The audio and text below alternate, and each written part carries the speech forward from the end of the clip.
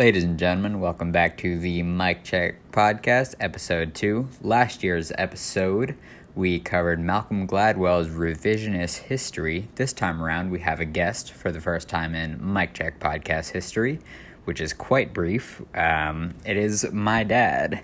Say hi, Dad. Hello.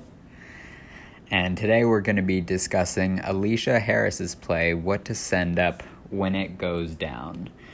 So, after reading the play, Dad, how did you react to it initially? My initial reaction of it was that I very much wanted to be included in this experience because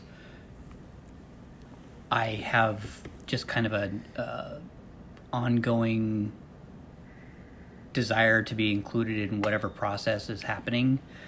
But it became clear over the course of the play for several different reasons that this wasn't about me and it wasn't for me, and that wound up being very good, and it very much enhanced my experience. Yeah, I'd say I have to agree. I mean, my dad is a white man, and I am mixed between white and Filipino, so I sort of had to kind of question my own involvement in the play. Like, am I part of the white culture that Alicia Harris is clearly trying to criticize? Like, do I have a part in that? Sometimes I think so, like thinking I'm white passing enough to be considered part of that culture, and sometimes I don't. You know, socially I consider myself more Asian because of who I tend to identify with and who my friends are. And just more about the structure of the play, it was clearly unconventional. I mean, with the other theater that I have engaged in, such as Cats and Kinky Boots, they all follow this pretty rigid structure of how a play should go, but the script that we had was very free form, and specifically the use of the prologue and the epilogue to sort of get the conversation going. What are your thoughts on that kind of unique structure? I think the unique structure really enhances its effectiveness, and also the participatory aspect of it, getting the audience involved on a very personal basis, was very positive, and it helped me to center my thoughts around the fact that it was simultaneously not about me, not for me, and yet something I could benefit greatly from.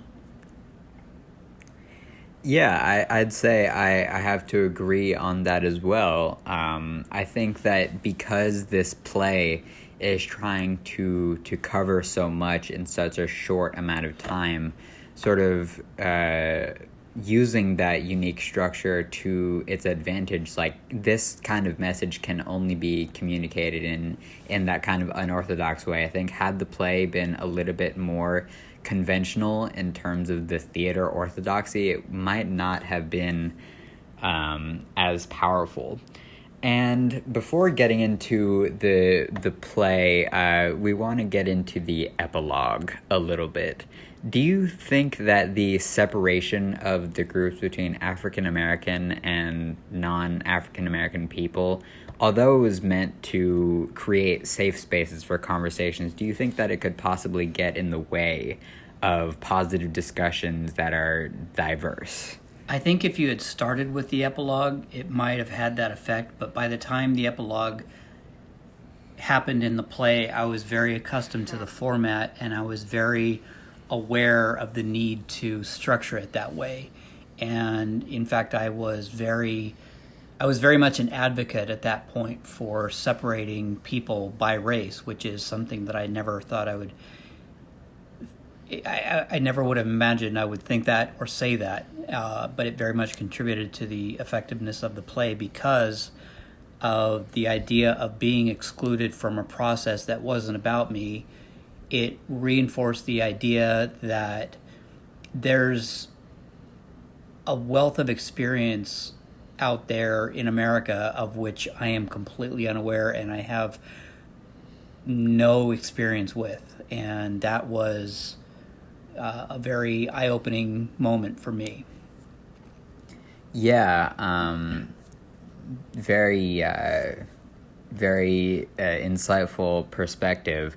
I think that what the epilogue or the instructions in the epilogue really let the audience do is talk with people like them, because had the discussion been amongst all of the audience, it's very possible that some people wouldn't want to say things that they would have said, like if a black person and a white person were in the same space, they would definitely have different thoughts on it, but it might not have been as open or as well communicated. It's very possible that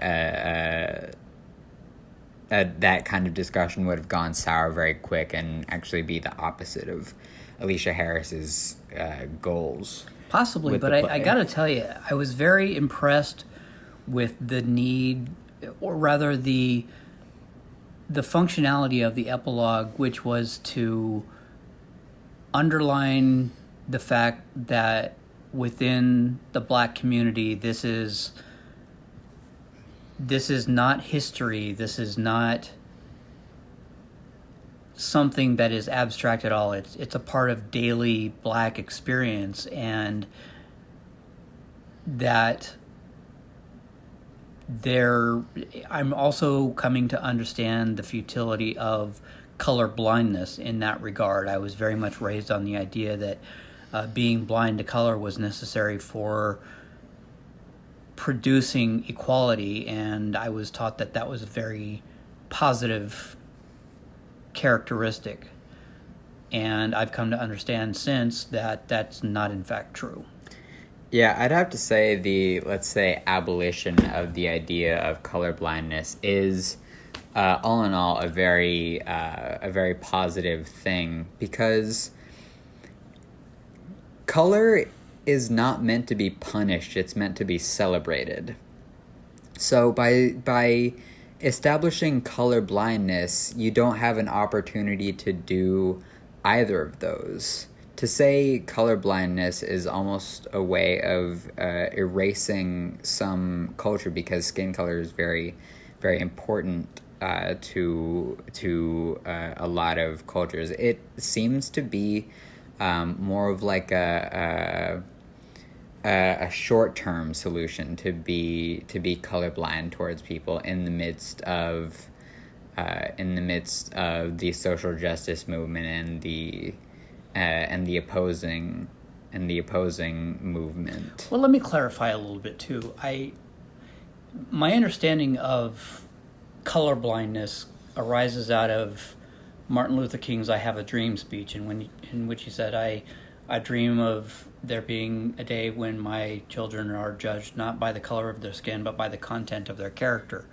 And to that extent, I think it was an admirable idea that if we see people as individuals first, and any racial characteristic second, we are more able to promote equality. And it I would even argue that for the time, it was appropriate as a way to introduce white people primarily to the idea that the person's skin color should not be a determining factor in who they are, and that we need to judge people individually based on our experiences with them. So it may have been good for the time, but I think at a minimum it has been made obsolete.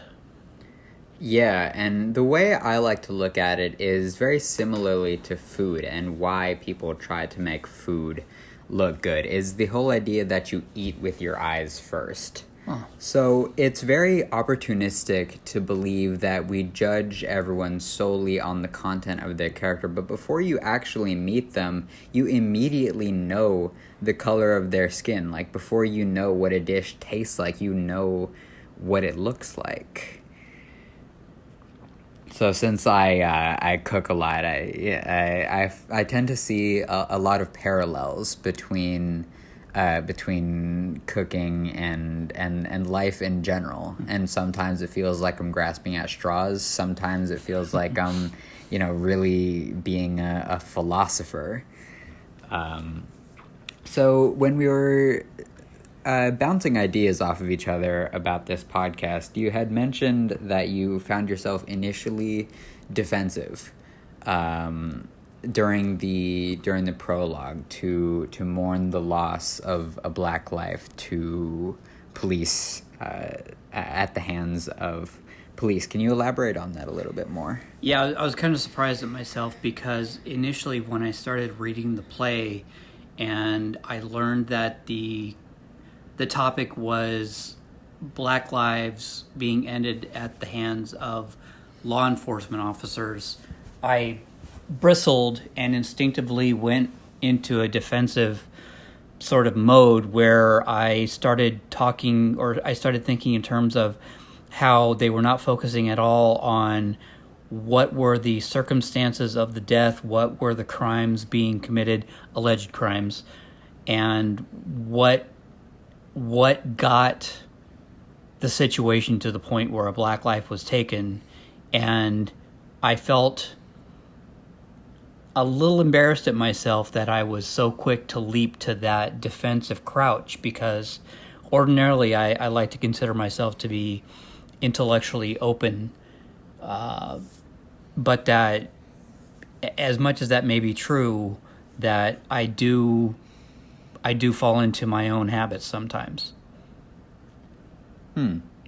Yeah, I mean, since as a 16-year-old, I really don't have a lot of those presumptions about systems, about people. Like I feel like I haven't lived enough to be presumptuous. So I'd like to say also that I came into the play pretty open-minded, and I really saw this as a learning opportunity. And about the prologue ritual, that got us thinking about George Floyd, whose murderer was recently sentenced to, I believe it was 22 and a half years in prison.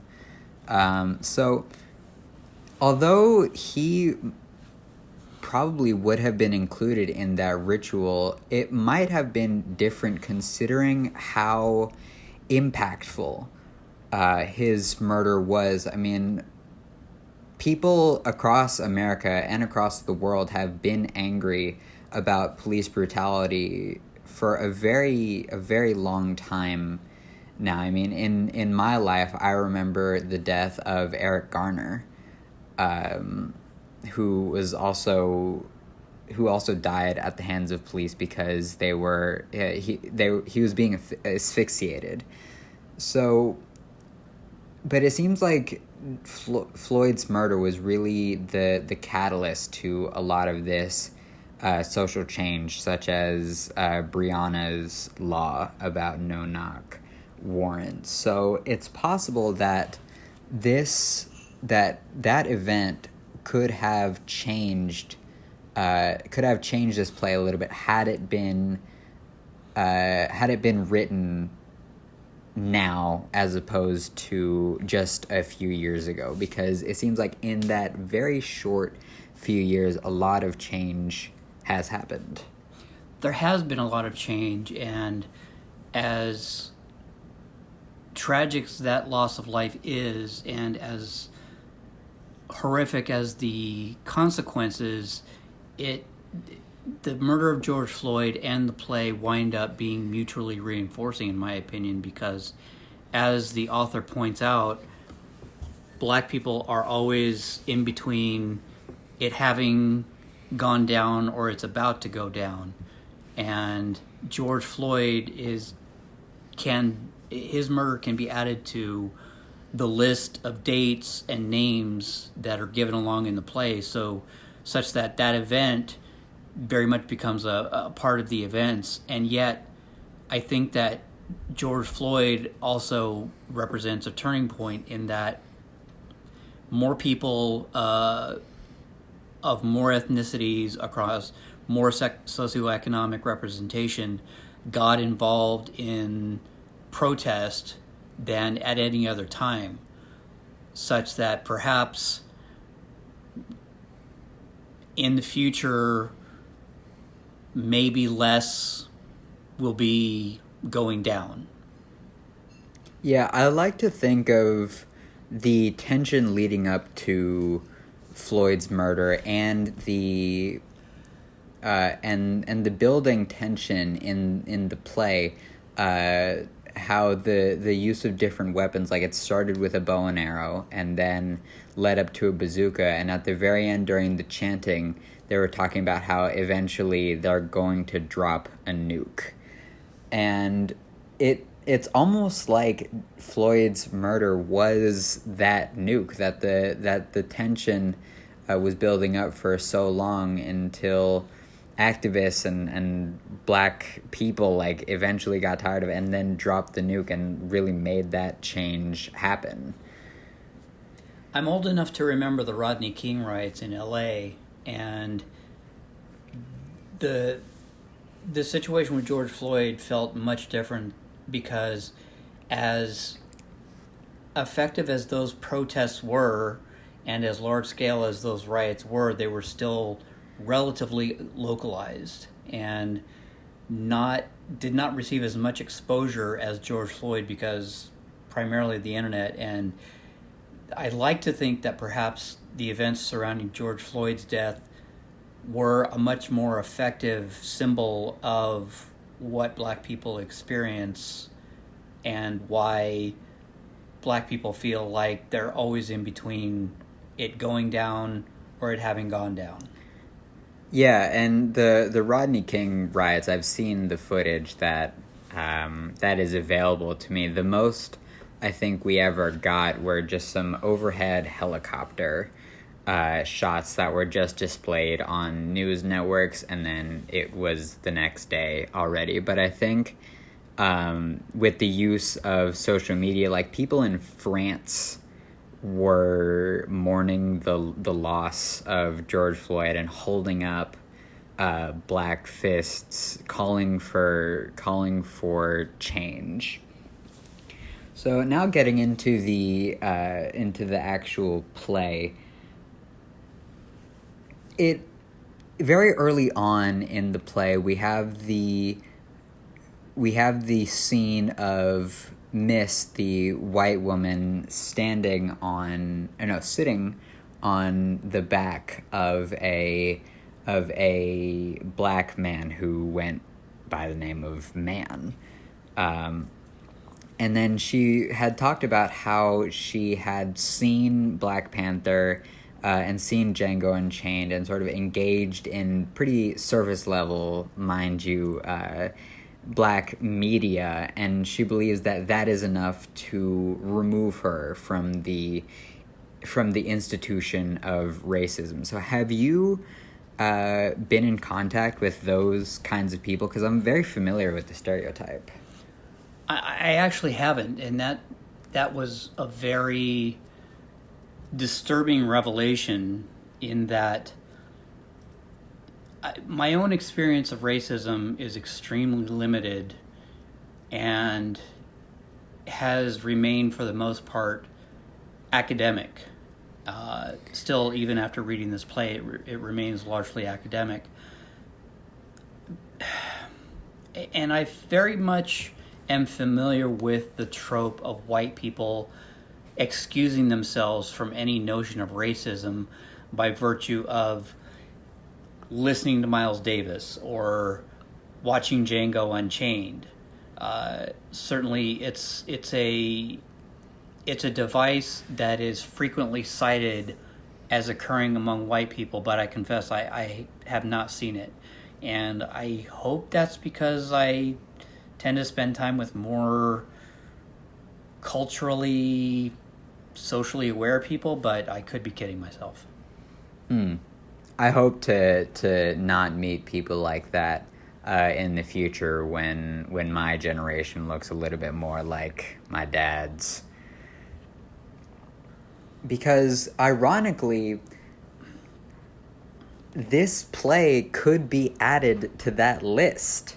Like, it's possible that bigots and racists could say, oh, I've read this play, so it's impossible for me to be racist. So I wonder if Alicia Harris, when she was writing this, was kind of aware that this could be added to the list of Black Panther and Django Unchained as one thing that will cleanse white people of their racism. Absolutely, I think you're right, and I think she was brilliant, and she had to have foreseen that, because you can see where a person might as easily list off what to send up when it goes down as being the reasons that they can be self-exonerated from racism. Absolutely. Yeah, that idea of self-exoneration, with like amidst so much talk of racism, is something that a lot of white people or the oppressors, whoever the oppressors may be, they very desperately want to remove themselves from and not be in that discussion of like the bad white people. And that was evident, especially with Miss, how she kept on saying, my hands are clean, I cannot be a racist. That initially, I think I understood that to be for others' consumption, but the more you heard it from her, the more one becomes convinced that she's more trying to convince herself than anything else. She's trying to reassure herself, and she's not sure at all. Miss is probably the most compelling character because there are only about 8 people in the cast. So these 8 people not only are just one singular person, but they're also an entire idea.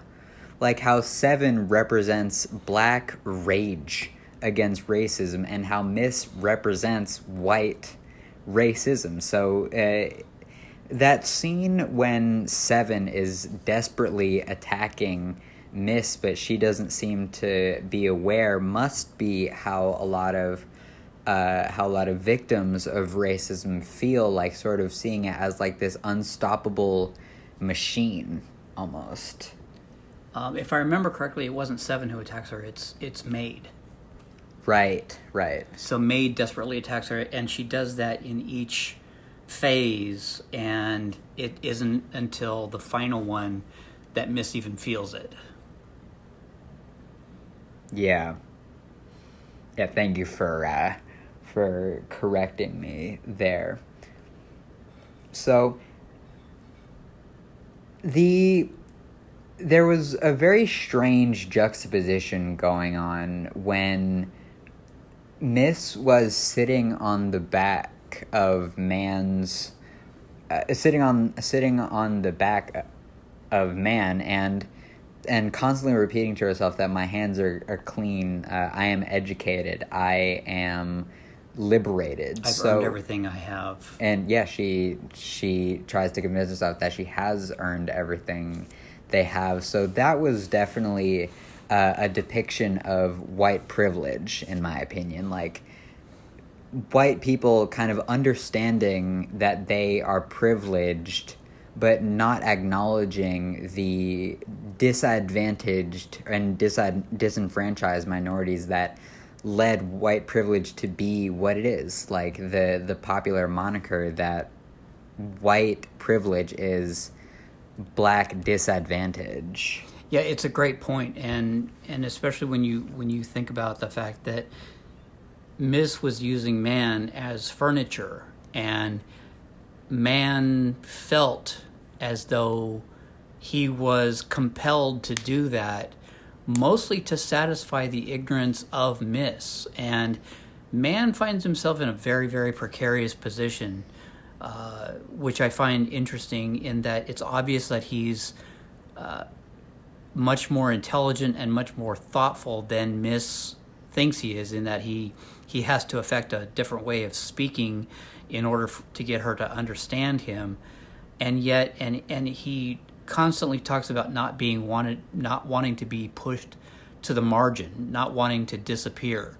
And I'm wondering if that represents internal struggle among black people to simultaneously reject so much of white society and yet feel compelled to work within its parameters in order to succeed.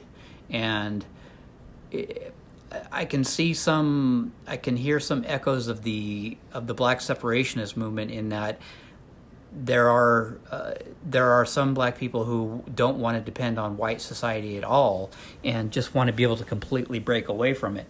And based on these experiences and based on hearing these stories, it's not so hard to understand. Yeah, very good, very good thoughts. And the black separationist movement is very interesting to me because it seems like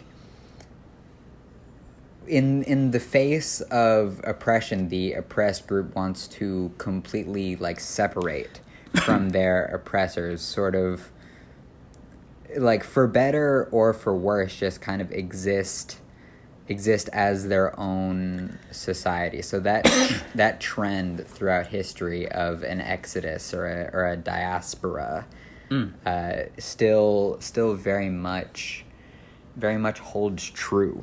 And yet at the same time, I find myself reflecting on 3 when she repeats the idea, "Do you remember when I tried to love you?" And I found that heartbreaking because through that idea, I came to understand that there have been sincere efforts to try to bridge the gap, but that white people in our ignorance and perhaps in our hubris have not understood what was being offered. And I found that to be very, very sad. And 3's character was kind of a constant reminder of perhaps what was lost, what could have been. So back to that discussion about the margins, Alicia Harris is very aware of how a stage looks, and during class we had discussed that the margins were the area outside of the stage, in between the curtains, where the actors and actresses prepare themselves to join the stage. Mm-hmm. So when he's questioning, like, will I have a role in this play anymore, almost breaking the fourth wall, brought up the question to me, like, do black people feel like if they by some miracle no longer become a victim of racism, if they are no longer oppressed by the machine of racism, like, would they have a place anymore? Like, for as long as they've existed, it feels like in America they've been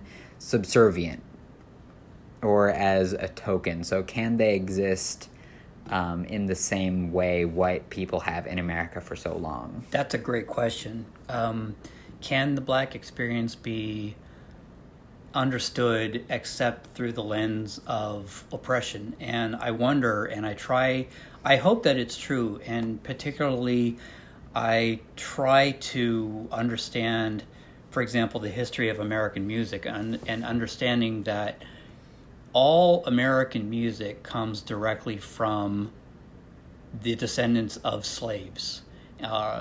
Everything that we understand about modern music was stolen from black people, and this was an idea that I've come to be very comfortable with over the years. The idea that music was stolen and that a tremendous debt is owed to black people for so much of the cultural influence that we know today. Some of the greatest jazz, blues, rock and roll artists ever known in the history of mankind are black and are still to this day having a hard time being recognized as such. So many jazz and blues musicians were dismissed for so many years as drug and alcohol addicts, and people use that, I think, as an excuse not to take their art seriously. And I find that to be heartbreaking in its own right, because some of the most amazing music I've ever heard in my life it comes from black artists. Interesting. So that part about music being stolen reminds me of the idea that in terms of cultural appropriation, white people want everything from black people except for their skin. Yeah, that's a good point. And that was even the whole idea behind Jordan Peele's film Get Out, is that white people will go to extreme lengths to have the athleticism and the intelligence that a lot of black people have, but just with white skin. It's a brilliant point. Because so by doing that, the white people are kind of acknowledging that skin color is it means less to society. You're sort of very aware that this is the situation that black people are in. We're trying to exploit that. Yeah, and I think we're only now beginning to sort of get a framework for reckoning with these, for lack of a better term, crimes that white people have committed against black people for so long, that I think that we're having a hard time accepting the enormity of it, because it's honestly staggering in scope. And through events like George Floyd and through retellings of those experiences like What to Send Up When It Goes Down, we're very much in the beginning stages of starting to build a framework for understanding just exactly what's happened. Yeah. And I think in terms of reckoning with it, the ritual where the people are yelling to let out their rage is a very, very good way to sort of get the conversation going, because it makes the conversation more productive, because instead of having that rage come out in the midst of the conversation, resulting it to lead into a sour end, you get it out of the way in the beginning, so then you have a more clear mind for the rest of the conversation. Your rage has been dumped already. And it's important that it happened in that order, because at the beginning it's this scream of rage and sadness that in the end we understand that the black people who are left on the stage are engaged in a ritual of celebration, and that's what white people don't get to be included in. And that, in my opinion, is the best way to punctuate the idea that the black experience is completely different. So while white people may have been involved in the suffering and sorrow, at this point they don't get to partake in the celebration and the optimism that is expressed in the epilogue. So one criticism that I do have about a lot of this social justice media is that it seems to never really get to the right people. Like a white racist bigot is not going to attend a theater with black people in the audience and engage in a thoughtful discussion about social inequality. Like the demographic for this play, whether black, white, or anything, like they're theater goers after all. So you're not. Yeah, that's a great point. Is this really getting the message across to the people that need to hear it most? I hope that this play winds up getting performed in colleges and high schools, because I think it has a place among the great plays, and it would be a very good way to, and especially considering the audience participation, it would be a very, very good way to introduce this idea to some of the more potentially hostile audiences, we'll call it. The people who are least prepared to hear this. Yeah, because I just have trouble thinking of like how we're going to get these very, very crucial messages across to the exact people that they are both trying to criticize and reform a little bit. So in the same way, like in Parable of the Sower too, there's a lot of discussions about climate change. Like are the companies that are contributing the most to climate change and have a lot of room for improvement going to engage in a feminist's work about climate change? You wonder, or what, and how much of it is just a show. I don't know how many variations I saw at the end of June on, since Pride Month was coming to a close, all the rainbow flags that had been displayed were being very quickly painted over. And people, the corporations especially, were just moving on to something else that might make them look more favorable in the eyes of consumers, and that it wasn't sincere. I hope that there was sincerity in that, but I fear that there wasn't. Yeah, I think you made a really good point about this play being among the greats, because for so long now, and even in high schools, it's been your conventional, like your Romeo and Juliet, or Rent, I think it is. That's another big one.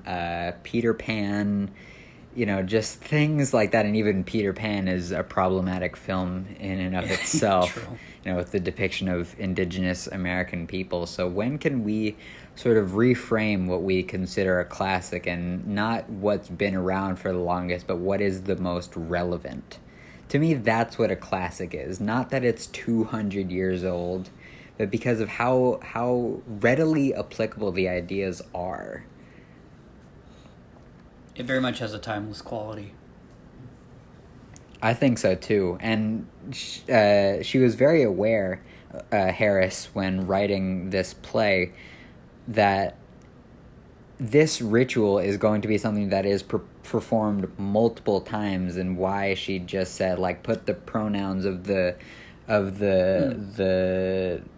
victims here, and put the names here, like not anyone in specific. So the timeless element of it was brilliant, in my opinion. Like it's not going to be, I think the only thing that could ever be dated was the mention of the movies, but even then there's going to be different movies like that, and those could be replaced too. Yeah, and they will be. Yeah, like maybe more recent media like Pose or Get Out are going to be supplanted in their place. There's always going to be something else that also kind of speaks to the timeless notion of the play is the different weapons that are depicted, like the bow and arrow up to the nuke. It shows sort of like a progression over time. Like, one of the first weapons was the bow and arrow, and one of the most recent weapons was the nuke. And maybe by the time this gets to the right people, there'll be a new super weapon. And it's interesting to me that the lethality of the weapons is a function of the amount of rage that's building up, and is also denotes the amount of time that has passed. That it's really a symbol of how long this has been going on, that black people have been experiencing this since the most primitive weapons were around, and right up until the time of the most modern weapons. So using the development of weapons to track man's progress, you're also tracking man's intransigence and stasis as it regards very basic functions like relating to one another. Yeah, and And that idea really got me thinking about the names in the play. What significance do you think that the very unspecific names had on the play? Instead of having like discrete characters like Atticus Finch or Scout, we just have man, maid, miss, seven. I think that within the confines of the play, the lack of specific names contrasts with the ritual of speaking the names of those who were lost, and in reading about how the play is staged, knowing that there's a gallery of victims, those who have been lost, that the audience encounters before they even come into the play. So it's an interesting contrast between saying that on the one hand, this is all black people, and on the other hand, here are the dozens, hundreds of names of people who have been killed. And you also have to think in that moment about the families who were also lost a tremendous part of their identity. Another thought that I had about this was the names are very vague intentionally because the characters, or at least the actors and actresses, represent exactly who they play. Because Miss was a white lady, so she's going to have to be played by a white lady in the same way that man was a black man, so he's going to have to be played by a black man. So it's possible that these two actors take part in this system that is being displayed. Like it's maybe Miss is Miss. Maybe, but I also saw one review in which Miss was played by the part of a white woman was played by a black man wearing white silk gloves. So I think that even as rigid as the initial stage directions are, that even could be altered. Yeah, I think casting is also an interesting discussion because in other stories like Cinderella, for instance, the characters can be of any race and the story still fits. You know, Cinderella's dad could be an Asian dude and it still fits. But this is a play where race is very, very important. It's the highlight. How do you think that contrasts with, for example, Hamilton, with all of the black actors and written by Lin-Manuel Miranda? Is this a continuation of the idea of mixing up race roles and gender roles, or is it anomalous in your opinion? I think for this play, and it might be one of few where casting really matters, because with Lin-Manuel Miranda's work, the characters definitely could have been played by the people who were playing it, and you know anybody could fit into those roles. Like any guy or any girl could be Lafayette, and it would still work. But I think casting has to be really specific for this, because you don't want to dress a white actor up in blackface to become man. No, that I don't think that would be desirable. That's probably the opposite of what Miss Harris wants. Yeah, yeah, and that would be unnecessarily controversial. Although, and to be perfectly honest, I can't imagine a literary explanation of that. Yeah, it would be very counterproductive to dress a white actor up in blackface to become man.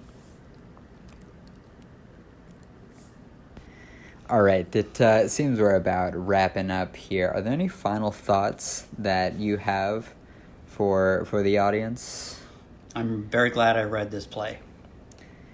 Yeah, I really am too. So much so that I hope that this play gives the audience the opportunity to reflect on how the institutions displayed in it, such as racism, have have affected their life, or maybe how they've played into it or benefited off of it even. And also, I hope that Miss Harris has encouraged more people to engage in Black media and literature and other minority literature. Like, I know Dr. Lyle definitely has with Janet Mock and Octavia Butler. So tune in next time, don't know when that is, for the Mic Check podcast. See ya.